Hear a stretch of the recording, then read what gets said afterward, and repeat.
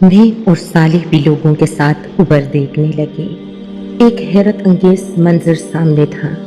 آسمان میں شگاف پڑ چکا تھا اور تھوڑی ہی دیر میں وہ بادلوں کی طرح پھٹ کر ٹکڑے ٹکڑے ہو گیا، اور ان شگافوں کو دیکھ کر ایسا لگا کہ آسمان میں دروازے ہی دروازے بن گئے ہیں۔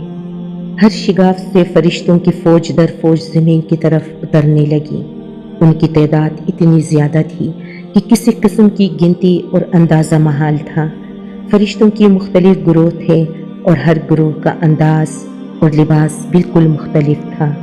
وہ فرشتے میدان حشر کے وسط میں ایک جگہ پر اترنے لگے اور انہوں نے درمیان میں موجود ایک بڑی اور بلند خالی جگہ کو اپنے گھیرے میں لے لیا۔ فرشتے آسمان سے اترتے جاتے اور دائرہ در دائرہ ہاتھ باندھ کر مدب انداز میں کھڑے ہوتے جاتے۔ ہر لمحہ ان کی تعداد بڑھتی جا رہی تھی۔ اس دوران میں لوگوں کی چیخ و پکار بھی تھم چکی تھی۔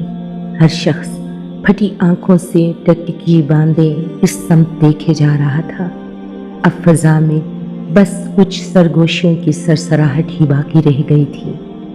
اس کی وجہ یہ تھی کہ ہر شخص اپنے برابر والے سے پوچھ رہا تھا کہ یہ کیا ہو رہا ہے۔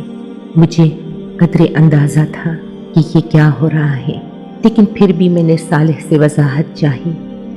اس نے حسب توقع جواب دیا، حساب کتاب شروع ہو رہا ہے، برگاہ اہلیت کا دربار سجایا جا رہا ہے۔ یہ اس کا پہلا مرحلہ ہے۔ فرشتے مسلسل اترتے رہے ہیں اور کافی دیر تک اترتے رہیں گے۔ اس کے بعد سب سے آخر میں حاملین عرش اتریں گے۔ تم تو ان سے پہلے مل چکے ہو۔ وہ اس وقت 4 تھے، اب 4 مزید ان میں شامل ہو جائیں گے۔ کل 8 فرشتے عرش الہی کے ساتھ نازل ہوں گے۔ عرش الہی، میں نے زیر لب ان الفاظ کو دہرایا۔ صالح نے مزید وضاحت کرتے ہوئے کہا، تم تو سمجھ سکتے ہو، اللہ تعالیٰ عرش پر بیٹھتے نہیں ہیں۔ وہ اس طرح کے تمام انسانی تصورات سے پاک ہے۔ یہ عرش اصل میں مخلوق کی رجوع کرنے کی جگہ ہے، جیسے دنیا میں بیت اللہ ہوا کرتا تھا بطور قبلہ۔ اللہ کے گھر کا مطلب یہ نہیں تھا کہ اللہ تعالیٰ وہاں رہتے تھے، لیکن انسان اس کی طرف جب رخ کرتا تھا تو اس کے لیے وہ ایک مقام رجوع بن جاتا تھا۔ اسی طرح آج عرش الہی کے ذریعے سے لوگ اللہ تعالیٰ کے ساتھ مکالمہ کریں گے۔ میں نے پوچھا، گویا لوگ اللہ تعالیٰ کی بات سنیں گے؟ صالح نے کہا، ہاں، ویسے ہی جیسے حضرت موسیٰ نے طور کے وادی میں ایک درخت کے اندر سے اللہ تعالیٰ کی آواز آتے ہوئے سنی تھی۔ اور ہاں عبداللہ، ایک بہت خاص بات بھی سن لو۔ میں پوری طرح متوجہ تو تھا ہی، لیکن اب یکسوئی سے اسے دیکھنے لگا۔ حاملین عرش کے نزول کے ساتھ ہی عرش نور الہی کی تجلی سے جگمگا اٹھے گا، جس کے ساتھ پوری زمین پر اس نور کا اثر پھیل جائے گا۔ اس کا مطلب یہ ہوگا کہ زمین اپنے رب کے نور سے روشن ہو جائے گی اور معاملات اب براہ راست اللہ تعالیٰ کی اپنی نگرانی میں انجام پانا شروع ہو جائیں گے۔ یہ مطلب ہے قرآن کریم کی اس بات کا کہ زمین کو خدا اپنی مٹھی میں لے لے گا۔ اس وقت پہلا حکم یہ دیا جائے گا کہ ہر شخص اللہ تعالیٰ کے حضور سجدے میں گر جائے۔ عبداللہ، اس وقت بہت عبرتناک منظر سامنے آئے گا۔ تم دیکھو گے کہ سارے فرشتے سجدے میں ہوں گے۔ عرش کے داہنے ہاتھ کی طرف عرش الہی کی معمون سائے میں موجود سارے انبیاء، صدیقین، شہداء اور صالحین سب سجدے میں ہوں گے۔ میں نے باختیار پوچھا، اور یہاں حشر کے میدان میں موجود لوگ؟ اہم اور عبرتناک بات یہی ہے، یہاں موجود کوئی کافر، منافق، خدا کا نافرمان اور مجرم سجدے میں نہیں جا سکے گا۔ یہ لوگ لاکھ کوشش کریں گے کہ سجدے میں گر جائیں، مگر ان کی کمر اور گردن تختہ ہو جائے گی۔ زمین انہیں اپنی طرف آنے سے روک دے گی۔ اور باقی لوگ؟ میں نے پوچھا۔ صالح بولا، وہ لوگ جن کے اعمال ملے جلے اور گناہ کم ہوں گے، وہ سجدے میں چلے جائیں گے، اور اسی وجہ سے ان سب کو فوراً حساب کتاب کے لیے بلا لیا جائے گا۔ باقی جس کا ایمان جتنا پختہ اور اعمال جتنے اچھے ہوں گے وہ اتنا ہی جھک سکے گا۔ کوئی رکوع میں ہوگا، کوئی آدھا جھکا ہوگا، کوئی بس گردن ہی جھکا سکے گا۔ جو جتنا کم جھکے گا وہ اتنا ہی خوار ہوگا۔ میں بات سمجھتے ہوئے سر ہلا کر بولا، اچھا، اس کا مطلب ہے کہ لوگوں کو اس وقت اپنے مستقبل کا کسی قدر اندازہ ہو جائے گا۔ صالح نے کہا، نہیں، تمہیں یہ باتیں میں بتا رہا ہوں، انہیں یہ اندازہ نہیں ہوگا، البتہ سجدہ نہ کرنے پر ذلت کا احساس اور کرنے پر ایک نوعیت کا اطمینان ہو جائے گا۔ البتہ لوگ یہ اچھی طرح جان لیں گے کہ خدا کون ہے، جس ہستی کو بلا کر زندگی گزاری تھی وہ کون ہے۔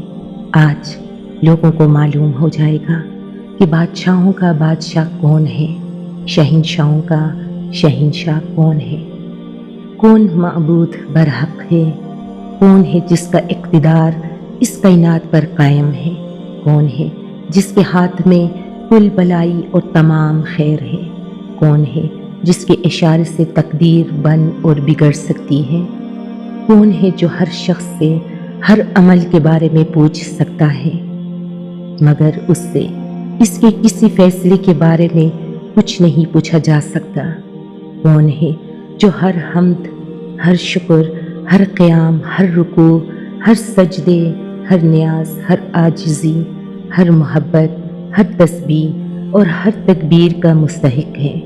اللہ تعالی شانہ۔ اللہ اکبر، اللہ اکبر، اللہ اکبر۔ یہ لفظ کہتے ہوئے صالح کے جسم پر ایک لرزہ طاری ہو گیا اور آخری اللہ اکبر کہتے ہوئے وہ سجدے میں گر گیا۔ اسی لمحے مجھے محسوس ہوا کہ زمین پر ایک خاص نوعیت کی روشنی پھیل چکی ہے۔ ماحول ایک خاص قسم کی نور سے جگمگا اٹھا ہے۔ اس کے ساتھ ہی کانوں میں فرشتوں کی تسبیح و تہلیل، حمد و شکر اور تمجید و تکبیر کی صدائیں آنے لگی۔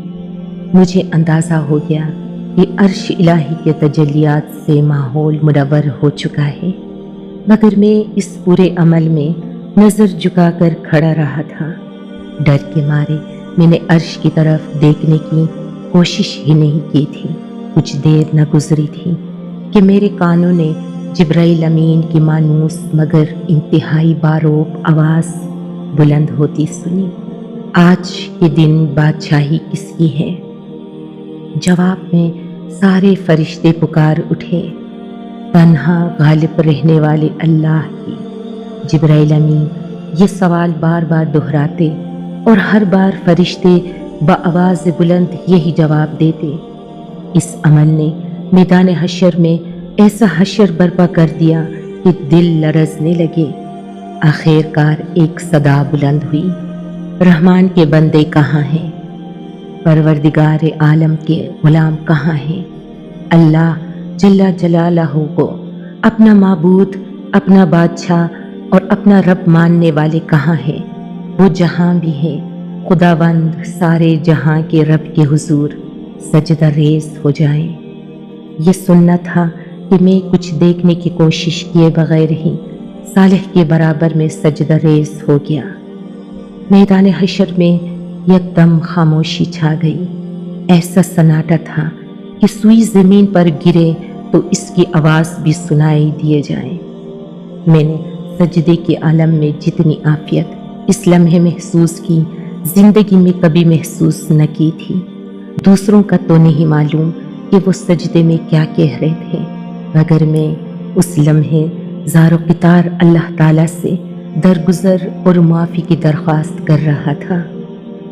نہ جانے کتنی دیر تک ہو کا یہ عالم طاری رہا۔ اس کے بعد اچانک ایک صدا بلند ہوئی، هو اللہ لا الہ الا ہو۔ مجھے پہلے بھی اس کا تجربہ تھا کہ حاملین عرش کی اس اعلان کا مطلب مخاطبین کو یہ بتانا ہوتا ہے کہ اب صاحب عرش کلام کر رہا ہے۔ آواز آئی، میں اللہ ہوں، میرے سوا کوئی معبود نہیں۔ یہ الفاظ وہی تھے جو میں نے عرش کے قریب سجدے میں پہلی دفعہ سنے تھے، مگر یہ آواز اس آواز سے قطعاً مختلف تھی۔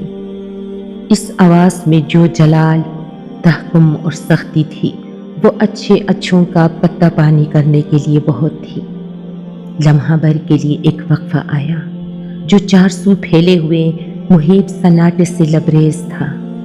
اس کے بعد بادلوں کی کڑک سے بھی کہیں زیادہ سخت اور گرجدار آواز بلند ہوئی، میں ہوں بادشاہ، کہاں ہے سرکش، کہاں ہے متکبر، کہاں ہے زمین کے بادشاہ؟